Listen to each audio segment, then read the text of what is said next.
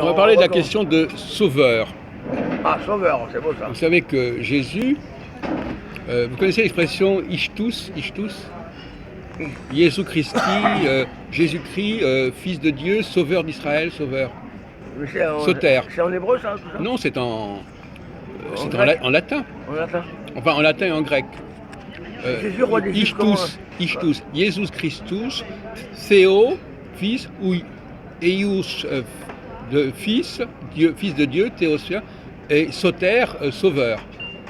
Mais quand Donc, sur ils avaient fait comme la petite coiffure à Jésus, là, ils avaient mis Jésus, roi des Juifs. Oui, c'est Inri. Inri, c'était comment c'était quoi les mots en latin? Jésus de Nazareth, Rex Iudeorum. Iudaoum. Oui. Le mot. Roi des Juifs. Comment on dit en latin? Iudeorum. Iudeorum. C'est le génitif pluriel. Iudeorum. Retiens, Iudeorum. Iudeorum. Iudeorum. Voilà. Rex Iudeorum. Rex, c'est roi, Rex. Bon, alors, est-ce que Jésus... Alors, Moïse, il est quand même venu sauver les Juifs. Voilà. C'est ce qui est dit dans l'Exode. Bien sûr. Bon, alors, est-ce que Jésus a sauvé les Juifs? Il a même été annoncé par les nombres. Oui, dans le buisson ardent aussi. Dans le livre Les Nombres. Donc, Moïse, c'est le personnage par excellence qui vient sauver, qui vient délivrer les Juifs de l'esclavage du joug romain. Du joug romain. Du joug romain. Ouais. Non, du joug égyptien. Égyptien. On parle de Moïse. Moïse, non, mais je parle de Jésus après. Oui, alors justement, mais lui, il ne l'a pas fait. Ah, il n'a pas fait, mais parce qu'il avait d'autres perspectives spirituelles. Ah oui, d'accord, on revient sur cette question. Voilà. Lui, c'est un autre royaume. Oui, on en a parlé tout à l'heure, on a dit que c'était une plaisanterie. Quelqu'un est dans un autre niveau. Donc monsieur, vous ne croyez pas au royaume des cieux? Ah voilà, très belle question, alors, monsieur. C'est juste une question. Je pense pas que je pense qu'effectivement au départ, ce fameux Messie, il est là pour sauver les Juifs de l'esclavage sur cette terre et pas bon. Et d'ailleurs les miracles qu'il a fait, ils ne sont pas comparables à ceux de Moïse. Oui, je suis d'accord. Il a quand même ressuscité. Ils n'ont pas la même dimension. Il a ressuscité Lazare quand même. Mais qu'est-ce que c'est entre ressusciter Lazare et traverser la mer Rouge? Il n'y a quand même pas la même dimension. Pas la même puissance, quoi. Ah, mais Est-ce qu'il a apporté les plaies d'Égypte? Il y a un rapport avec les plaies beaucoup moins, sur le plan matériel, il a fait beaucoup moins, c'est vrai. Voilà. Mais ce qui est bien avec Victor, c'est qu'il est honnête intellectuellement. Oui, bien sûr. Sur un premier point, il peut dire des bêtises, mais après, il va corriger. Donc, effectivement, non. Qu'est-ce que c'est Jésus? Il fait quelques guérisons miraculeuses, il fait quelques trucs comme ça de façon très ponctuelle, et c'est pas un peuple entier qui est concerné. Il a transformé l'eau en vin aussi. Oui, ben d'accord. Pas mal l'eau en vin. Oui. Mais ce sont des événements qui concernent très peu de monde en fait. Très peu de monde, quelques personnes. On n'essaie pas à tout un peuple qui quitte. Oui, il y a un groupe qui voilà. Mais dans la tête des Français, tout ce qu'on est en train de dire, ils pensent que tout ça c'est une invention. Une histoire comme un film qui est composé. Non, mais bon. Mais enfin, je veux dire que c'est très petit. C'est très petit ce que Moïse a fait, Jésus a fait. Ah oui, quand on le compare à Moïse, c'est pas grand-chose. Bon. Et inversement, effectivement, comme on l'a dit, il y a Emmanuel. Alors là, de ce côté-là, il a réussi en tant qu'Emmanuel. Pour annoncer la chute et la destruction, là, il a réussi. Donc il a réussi dans son personnage d'Emmanuel, annonçant la destruction de Jérusalem, mais il n'a pas réussi à sauver les Juifs. Il avait annoncé la destruction du temple. Oui, il l'a annoncé. Il avait annoncé. Oui, mais il faut savoir que ce que tu viens de souligner, si on compare Jésus et Moïse, moi je te l'ai déjà dit, et je vais te le redire. Redites-le. Il a une grande dimension beaucoup plus puissante forcément. Parce que tu écoutes un peu Victor, un peu. Tu écoutes un peu. Ne distrayez pas Victor. C'est moi qui lui ai parlé. Oui, mais c'est pareil. Apprends à écouter aussi. Ne sois pas distrait, Victor. Après être invité. Il délibère l'esclavage d'Égypte. Moïse, il part. Il coupe la mer en deux aussi. Attends, laisse-moi finir. Non, il y a les plaies d'Égypte. Enfin, il y a un tas de trucs. La mer rouge. Il part à un moment donné dans un parcours de chemin énorme, et ensuite il traverse la mer grâce à Dieu, voilà, qui arrive à atteindre l'autre territoire, et ensuite de ça, il monte dans une montagne où il arrache les planches des 10 commandements qui sont de les tables de l'eau. Il les reçoit, mais il les arrache quand même de la pierre. Il lui donne. Bon, excuse-moi de m'interrompre, mais en l'occurrence, il est clair qu'il a une dimension particulière, Moïse, puisque le peuple n'a pas le droit d'approcher. Voilà, exactement. Donc c'est pas un être comme les autres. Non, c'est exact. On ne dit pas assez que Moïse est un être tout à fait remarquable. Exactement. On dit, on Il le a un présente rapport. comme un personnage quelconque. Exactement. On dit Jésus c'est quelque chose d'extraordinaire et Moïse, alors qu'en réalité il dit clairement, Moi, je pense que oui, donc c'est pas, répondre, c'est Jacques. un demi-dieu, c'est le fils Jacques, je vais d'Adam. te répondre. Il faut comprendre que le cas de Moïse, c'est un homme qui a eu un rapport avec le pouvoir, Mais il était toujours modeste. avec la Moïse. puissance, Attention, Moïse, il a toujours et été loin du humble. peuple. C'est d'ailleurs la paracha d'aujourd'hui. Voilà, il a La jamais paracha de dit, Korah, je fais c'est... ça, tout ça, Oui, mais il a toujours prêté serment. Voilà. Il a prêté serment dans sa... Devant Dieu, il a toujours prêté serment. Continuez. Tamshir. Tamshir. Vous voulez dire, vous voulez dire, c'est ça? C'est ça que je veux dire. service de Dieu. Au service de Bon. Dieu. Donc, effectivement, on a l'impression que... parce que vous parlez de préfiguration, tout à l'heure, préfiguration. C'est que l'expression préfiguration, moi, ça me donne des boutons quand j'entends le mot préfiguration.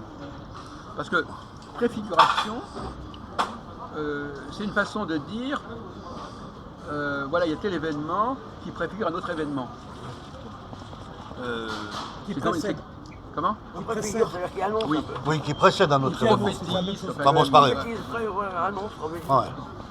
Ouais. mais c'est un argument un peu... Non, ça va. C'est un argument un peu spécieux. Pourquoi c'est un argument spécieux? Parce que c'est une façon de... Par exemple, imagine que je suis un plagiaire. Quelqu'un écrit un bouquin Copie, hein, et je reprends. Et va dire, ça préfigurait ce que je t'ai écrit.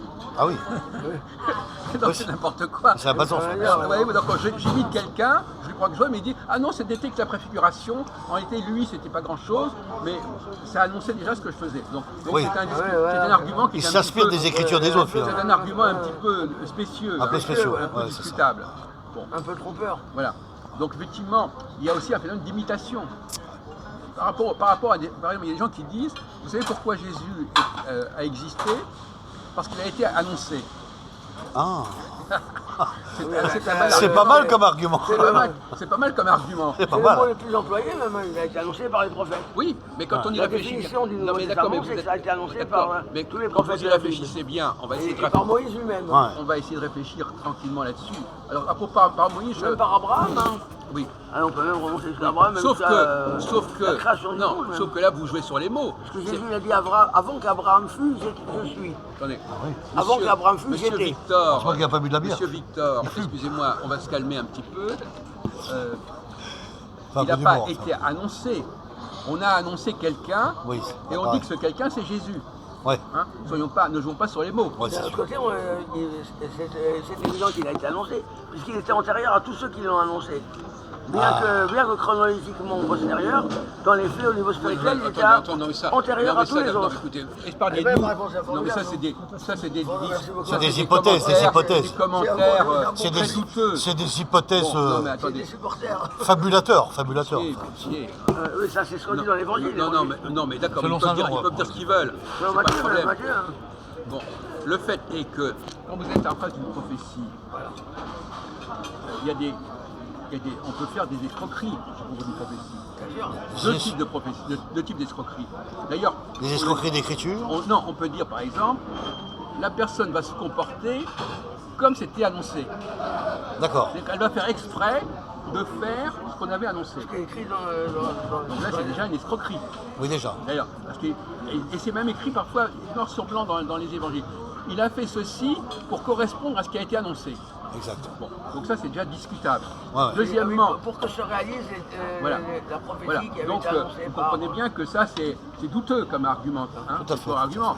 Alors il y a une prophétie, et on a dit le type il va être comme ceci, comme cela, moi va je le mets s'habiller comme ci, comme ça, Voilà, et puis voilà, donc ça c'est. Voilà, donc déjà une façon un peu douteuse d'utiliser les prophéties. Deuxième chose, on va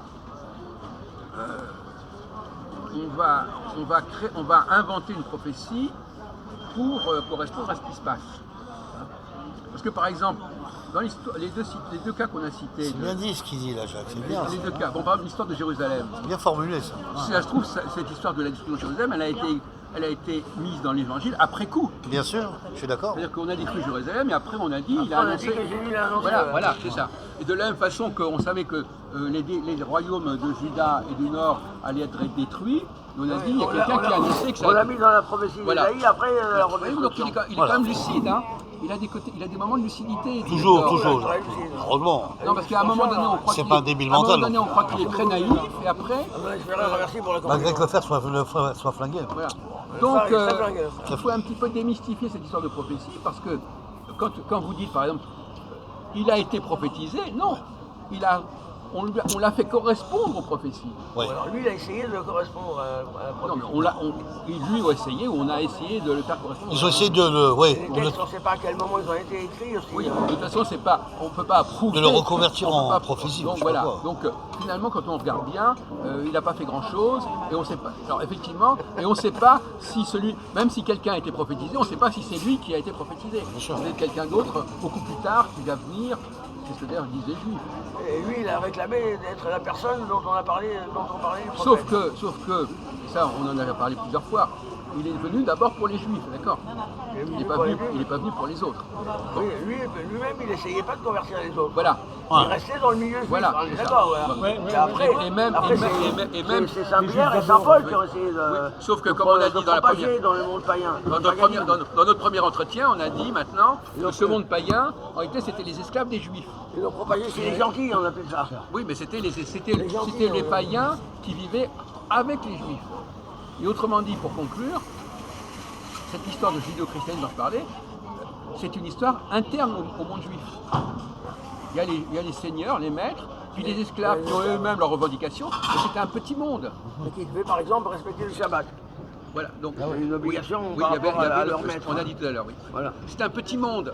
Et la question est de savoir pourquoi ce petit monde a pris une dimension extraordinaire et on a transposé ça à un autre niveau planétaire. Voilà. Alors que normalement, ça devrait être une affaire interne. Et moi, je dirais même à la limite que les chrétiens n'ont pas à intervenir dans ces affaires-là. Moi, je suis d'accord.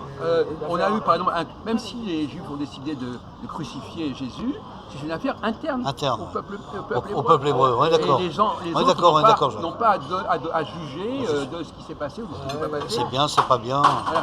C'est aussi interne du peuple juif. Il n'y a pas d'ingérence acceptable à ce niveau-là.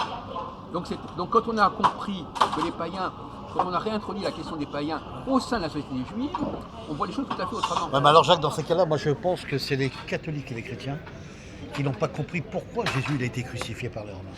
Ils n'ont pas compris en fait l'historique, si tu veux, pourquoi. Non mais attendez. Et le pourquoi du comment, quoi. C'est eux qui ont accusé les Juifs d'avoir tué Jésus. Exactement, c'est ce qu'ils prétendent dire. Alors que c'est faux. Qu'est-ce que tu en penses? C'est faux. Tu es d'accord? C'est Ponce Pilate qui a fait ça.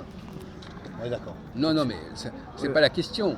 La question n'est pas là. La question est de savoir si on avait le droit, si à partir du moment où c'était un faux prophète, on avait le droit de le crucifier. De le crucifier, oui.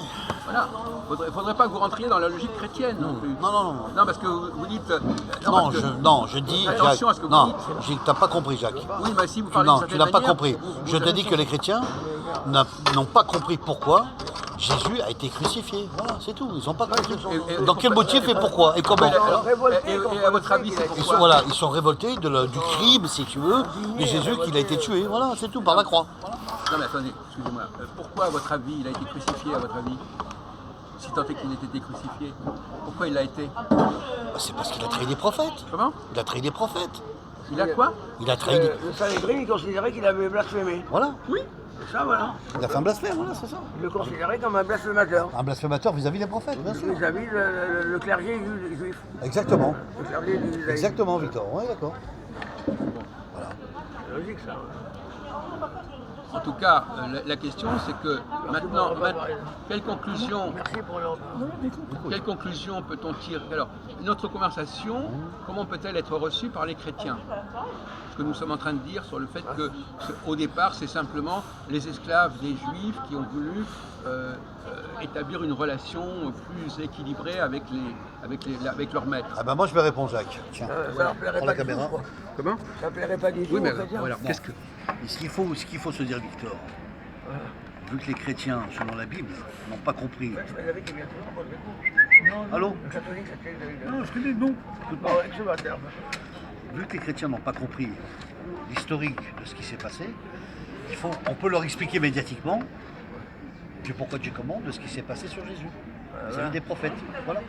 Et s'ils ont compris ça, ils vont comprendre pourquoi il a été exécuté, Jésus. Voilà. Ça leur plairait pas, parce qu'ils vont dire que... Oui, pour eux, ils vont dire que c'est un crime. Pour eux, ils vont dire que c'est un crime. C'est un meurtre. C'est un meurtre, un délit. C'est un délit. Voilà. Un délit, là, carrément. Un délit d'assassinat. Mais ils ont tué le Messie. c'est pas les prophètes qui l'ont tué. Attends, on revient toujours au même problème. C'est pas les prophètes qui l'ont tué, c'est pas les prophètes hébreux. Ce sont les soldats romains qui l'ont tué. Non, mais ça, c'est pas un argument très solide, ça. Ouais. Non, je suis désolé, ça va pas, ça tient pas, ça tient pas. Non, non, ça tient pas, ça tient pas. On peut pas dire simplement. Je considère que c'est un innocent. Non, non, non. Pour moi, c'est ça. Pour moi, c'est ça aussi. C'est la même. Pour moi, c'est les prophètes. Les prophètes hébreux qui ont donné l'ordre de le faire tuer. La commandation. Pas les prophètes, mais disons la hiérarchie religieuse. Non, mais que ce soit passé par les Romains ou pas, le problème n'est. C'est pas un argument. C'est pas un argument. C'est pas un argument parce que bon, ils ont demandé parce que c'est avec les Romains qui avaient le droit de le faire. Oui. C'est les Romains qui prennent la décision. Oui, mais d'accord, mais de toute façon, c'est pas. Et encore, on pourrait discuter là-dessus. Mais non, mais la problème n'est pas là. Ils ont demandé à l'éliminer parce qu'ils considéraient que c'était quelqu'un qui posait des problèmes. Ils disaient que c'était et en plus, qui risquait de déstabiliser les Juifs par rapport aux Romains aussi. Ah oui, mais c'est pas pour faire de l'antisémitisme, mais il y a un argument qui est vrai aussi des chrétiens, c'est que les Juifs, pour que Pilate il tue Jésus, il le crucifie, ils avaient prétendu qu'ils voulaient faire une sédition contre Rome. Oui. Ah voilà, c'est ça la vraie raison, c'est pas ça Paris. Ils voulaient faire, c'était un agitateur qui. Non, mais la question que j'ai posée, mes chers amis, c'est. Contre l'Empire romain. Ma question que j'ai posée, c'est beaucoup plus sérieuse que ça. Et donc ils voulaient le désigner comme un agitateur politique. On n'en est plus là. On n'en est plus là. On en est à la question de savoir aujourd'hui comment les chrétiens peuvent entendre ce que nous sommes en train de dire. Ils seraient complètement indignés. Non, mais comment faut-il l'entendre et comment peuvent-ils l'entendre? Ce sera des paroles inadmissibles pour eux. Non, peut-être pas. Il y a peut-être une façon. Imaginons que vous soyez chrétien. Ouais. Peut-être que vous l'êtes d'ailleurs, peu importe. Ouais. Imaginons que vous soyez un chrétien et que vous dites voilà, finalement, le christianisme il a été élaboré pour les esclaves des Juifs et par les esclaves des Juifs. Bon. Et que c'était une affaire. Bon, les Juifs ont toujours eu des esclaves et quelque part ces esclaves étaient maltraités ou ils considéraient qu'ils étaient ils étaient méprisés, etc. Et donc le christianisme leur a permis de s'affranchir. Pas de s'affranchir, même pas d'améliorer leur relation avec leur maître. D'être à un meilleur niveau. Oui, voilà. C'est tout. C'est ça la lettre aux Éphésiens. D'améliorer les rapports avec le maître. La lettre aux Éphésiens, elle fait bien allusion. Donc c'est pas n'importe quel païen. C'est pas les païens, ceci ou cela. C'est les païens qui vivent avec les Juifs. Et c'est pas du tout pareil. Voilà. Parce que comme vous dites vous-même, c'est les païens dont on parle déjà dans le décalogue. Dans le Shabbat. Bon. Pour le commandement du Shabbat. Voilà. Donc finalement, ce qui est inacceptable, c'est quand les chrétiens veulent faire croire que c'est les païens en général, que c'est le monde en général, alors que c'est simplement les païens qui vivent avec les Juifs. Et donc aujourd'hui, on devrait dire, la grande question aujourd'hui qui se pose, si on peut continuer un peu, c'est quelle religion. Alors, il faut déjà penser ce rapport entre chrétiens et juifs. Est-ce que les chrétiens peuvent prendre la place des juifs ou est-ce qu'il s'agit simplement pour eux moi j'ai lu ça me paraît assez valable. Est-ce que ça ne veut pas dire simplement que il faut respecter le peuple hébreu et que eux ils sont autour du peuple hébreu mais ils ne deviennent pas le peuple hébreu? Les chrétiens ne seront jamais hébreux, c'est évident. Oui, c'est ça. Donc ils ne peuvent pas prendre la place des juifs. Bah non, jamais. Jamais de la vie. Parce qu'il y a des gens qui n'appartiennent pas au même peuple. Non, parce qu'il y en a qui disent, on en a parlé tout à l'heure, les Juifs ont désobéi, ils n'ont pas fait ce qu'il fallait, ils n'ont pas reconnu, donc ils sont déchus de leur mission, ils sont déchus de leur statut. C'est ce que les chrétiens disent, ouais. Oui. Toujours au niveau de l'esclave qui dit, il a désobéi, donc il a désobéi, donc il a... Parce que, on rigole un peu, déchu de la nationalité. Parce que finalement, on parlait de précarité. Ouais. Les Juifs, eux, normalement, on le voit bien aussi bien dans Osée que dans Jérémie, il n'a jamais été question qu'ils perdent, que leur alliance soit supprimée. Ouais. Vous savez qu'il y a une nouvelle expression qu'on n'a peut-être pas parlé avec vous. Qu'est-ce que ça veut dire Brit Hadasha? Ça veut dire la nouvelle alliance. Bravo. Oui, et qu'est-ce que ça veut dire Hadash? Hadash, c'est nouveau. Et nouveau en France. Alors nouveau, est-ce qu'on parlait de ce truc de nouveau? Oui, on en a parlé. Nouveau, en français, ça veut dire quoi nouveau? On a fait la médiatisation. Nouveau, ça veut dire que c'est quelque chose qu'on n'avait jamais existé avant. Ah bon? Et si je vous dis, par exemple, on va parler à nouveau de cette affaire? Une deuxième fois. Eh bien, donc ça a existé. Pas qu'il n'avait pas existé, mais Ah ben c'est pas pareil. il se renouvelle. Ah oui, mais c'est pas pareil. Alors, est-ce que alors Il y a deux sens, il y a deux sens. Ah, bravo. On s'en aperçoit. Mais C'est bien, pas- non, mais c'est bien, c'est bien. En deuxième temps. En deuxième position. Un truc, et puis après, dans un- Non, mais il a compris. Là. En parlant, ça me permet de Ben réfléchir. oui, voilà, c'est ça. Il parle avant, il pense après avoir parlé, au lieu de parler après Ah avoir oui, mais pensé. c'est d'abord. Et c'est moi-même qui construis mon raisonnement. Donc, effectivement, Quelle construction, oui. ça ne veut pas dire forcément. C'est renouvelé alors. Oui, renouvelé, l'alliance renouvelée. Renouvelé, mais non pas nouvelle, mais renouvelé. Refabriqué. C'est très important, parce que si vous comprenez que ça c'est un problème de langage très important. Une nouvelle alliance, vous dites en eux, c'est une nouvelle alliance Bien sûr. avec quelqu'un d'autre. Voilà. Si vous dites qu'elle est renouvelée, ça veut dire qu'elle est reconduite. Reconduite, ça veut dire. C'est pas pareil du tout, ça veut dire même le contraire. Reconduite, ça veut exactement le contraire. Alors voyez-vous, Voilà. voyez-vous encore un piège dont je... Est-ce que renouveler, c'est on peut dire remodifier? Renouvelé. Renouveler seulement, d'accord. Modifier, c'est changer. D'accord. Apporter Des changements de texte, ça veut dire. Petits changements. Alors, il y a une Changement, polémique, c'est plus fort que moi. il y a C'est une ça, mais c'est important, polémique- il y a c'est une polémique entre les juifs et les chrétiens sur ce mot, Quel sujet sur le mot Hadash. Ah oui. Khadash, ouais. Parce que Ils l'ont pas compris. Soit on va dire que ça veut dire Ouais. nouvelle alliance, totalement nouvelle, Nouvelle. Dont les soit juifs c'est- seraient exclus aussi. oui, à la limite, et comme vous dites vous-même, un nouveau cycle, Voilà, hein. ou alors c'est quelque chose qui nouveau est monde, reconduit et qui est renouvelé. Voilà. C'est pas du tout pareil. Voyez-vous, Ouais, moi, autour d'un je- simple mot, d'une simple Moi, signification j'opte du mot plutôt nouveau. pour la formule, c'est une alliance renouvelée. Oui, mais avant de me parler avec moi, vous auriez pensé le contraire. Ah oui, parce qu'il est traduit littéralement Voilà. au début, on traduit. Voyez-vous. Donc on On avance. a tendance à traduire littéralement, après ça on voit le sens d'après le contexte. C'est ça, oui. Et pour Farid, alors ça serait quoi? Le contexte, Sérieux. Jérémie C'est 31, plus le important. contexte, c'est bien renouvelé. Renouvelé, Il dit, bien sûr, je ne voilà, mets c'est pas bien. fin à cette alliance, je la reconduis dans d'autres conditions. Voilà, je renouvellerai mon alliance Alors, avec vous. Ouais. alors Voilà. Ben, donc c'est renouvelé. on ne doit pas dire l'alliance nouvelle. Ouais, c'est les catholiques qui disent alliance nouvelle. Mais vous aussi.